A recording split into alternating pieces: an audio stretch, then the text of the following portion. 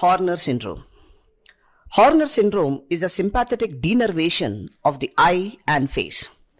So the entire concept is pretty simple.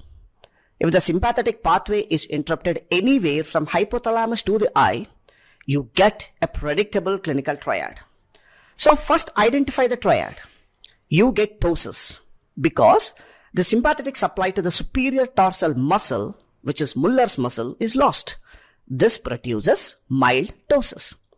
You get meiosis because the sympathetic supply to the iris dilator muscle is lost. So the pupil become constricted. And you may also get anhidrosis because the sympathetic fibers supplying the facial sweat glands are interrupted. So sweating is reduced on that side, that is ipsilateral side, and the face may appear relatively flushed. Now localize it by understanding the 3-neuron oculosympathetic pathway. Let us begin with the first order neuron. The first order neuron starts in the hypothalamus.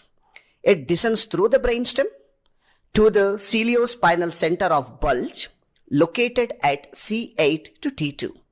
So a lesion in the hypothalamus or brainstem can produce Horner syndrome, often with additional brainstem findings.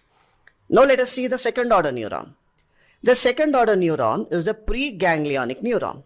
It exits the spinal cord, enters the sympathetic chain, passes near the lung apex, and then synapses in the superior cervical ganglion.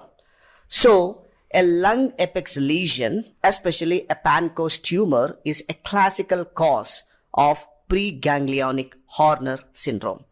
Now finally, the third order neuron is the postganglionic neuron.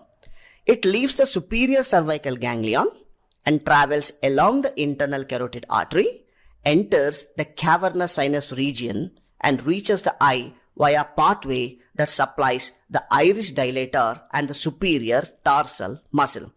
This is why a painful Horner syndrome should immediately raise suspicion for the internal carotid artery dissection. Finally, confirm it clinically when needed. The classic bedside pharmacologic test is the aproclonidine, which produces a relative dilation of the affected pupil due to denervation supersensitivity, leading to reversal of anisocoria. So this is what we need to know, all the important points clinically related to Horner syndrome.